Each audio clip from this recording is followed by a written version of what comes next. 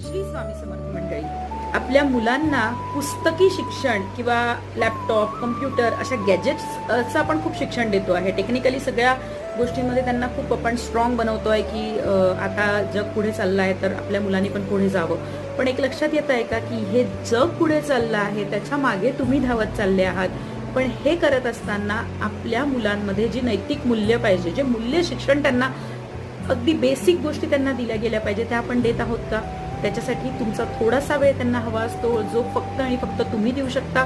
याशिवाय तुम्ही कितीही कोणीही आजी आजोबांचं काम करतील, तुम्ही घरामध्ये काही अजून कोणी असेल ते त्यांचं काम करतील. पण एक आई वडील म्हणून तुमची जी ड्युटी आहे की दिवसातला 1 तास किंवा अर्धा तास आपल्या मुलांसोबत स्पेशली घालवणं, जर हे तुम्ही सुरू केलं तर बऱ्याच गोष्टी आत्ताच सॉर्ट आउट होतील आणि पुढे येणाऱ्या अडचणी आजच सॉल्व्ह व्हायला मदत होईल.